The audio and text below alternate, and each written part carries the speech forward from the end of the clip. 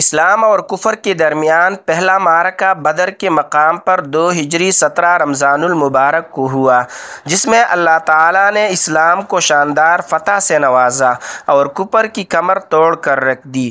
اس لیے 17 رمضان کو اللہ تعالیٰ نے یوم الفرقان کا نام دیا ہے۔ یہ روئی زمین کی پہلی جنگ تھی جو اسلحہ اور ظاہری مال و اسباب کے بجائے اللہ پر کامل ایمان اور ایقان کی بنیاد پر لڑی گئی۔ بدر مکہ اور مدینہ سے شام جانے والے تجارتی قافلوں کی گزرگاہ پر ایک چھوٹا سا گاؤں تھا جس کے ارد گرد چھوٹے پہاڑی ٹیلے تھے۔ تجارتی راستہ ہونے کی وجہ سے اس کی خاص اہمیت تھی۔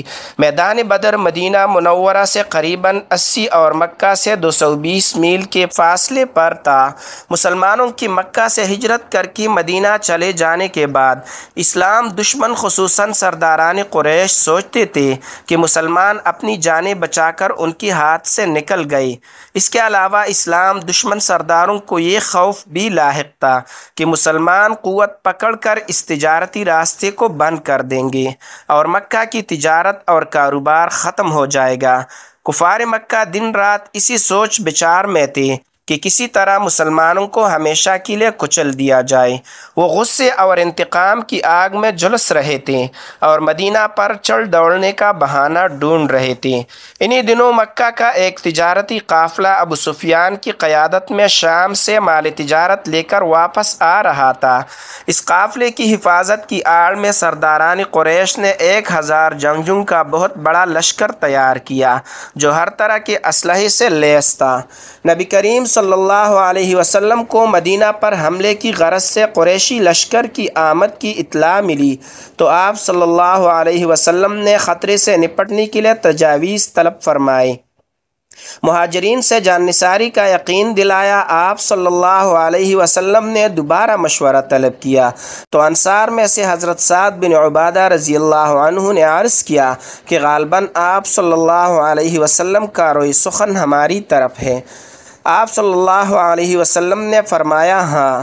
حضرت سعد بن عبادہ رضی اللہ عنہ نے عرض کیا یا رسول اللہ صلی اللہ علیہ وسلم، ہم آپ پر ایمان لائے ہیں۔ ہم نے آپ کی تصدیق کی اور گواہی دی ہے کہ جو کتاب آپ لائے ہیں وہ حق ہے اور ہم نے آپ کی اطاعت اور فرمان برداری کا عہد کیا ہے۔ آپ جس طرف جانے کا حکم دیں گے ہم میں کوئی ایک بھی اس سے پیچھے نہیں ہٹے گا۔ قسم ہے اس ذات کی جس نے حق کے ساتھ آپ صلی اللہ علیہ وسلم کو مبعوث کیا، اگر آپ صلی اللہ علیہ وسلم ہمیں سمندر میں کود جانے کا حکم دیں گے تو ہم سمندر میں کود جائیں گے۔ حضرت مقداد رضی اللہ عنہ نے عرض کیا ہم موسیٰ علیہ السلام کی امت کی طرح نہیں ہے جس نے موسیٰ علیہ السلام سے کہا کہ تم اور تمہارا رب جا کر دشمن سے لڑو، ہم تو یہاں بیٹھ کر دیکھیں گے، بلکہ ہم آپ صلی اللہ علیہ وسلم کے دائیں بائیں اور آگے پیچھے آپ صلی اللہ علیہ وسلم کے ساتھ لڑیں گے۔ غزوہ بدر میں مسلمانوں کی فتح کا سب سے بڑا اور اصل سبب نصرت الہی تھا۔ اللہ تبارک و تعالی سے حضور صلی اللہ علیہ وسلم نے نہایت گریہ وزاری سے دعا فرمائی، اے خدا، یہ قریش ہے اپنے سامان غرور کے ساتھ آئے ہیں تاکہ تیرے رسول کو جھوٹا ثابت کریں۔ اے اللہ، اب تیری وہ مدد آ جائے جس کا تو نے مجھ سے وعدہ فرمایا۔ اے اللہ، اگر آج یہ مٹھی بھر نہتے لوگ مارے گئے تو پھر روئی زمین پر تیری عبادت کرنے والا کوئی نہیں بچے گا۔ دعا کے دوران آپ صلی اللہ علیہ وسلم کی داڑھی مبارک آنسوں سے بھیگی ہوئی اور ہچکی بندی تھی۔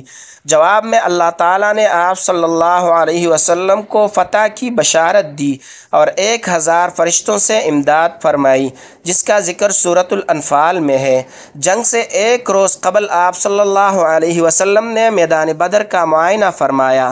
آپ صلی اللہ علیہ وسلم کے ہاتھ میں چھڑی تھی جس سے آپ صلی اللہ علیہ وسلم نے میدان میں مختلف جگہ پر دائرے لگائے اور فرمایا ابو جہل یہاں قتل ہوگا، ولید، عتبہ اور شیبہ یہاں قتل ہوں گے۔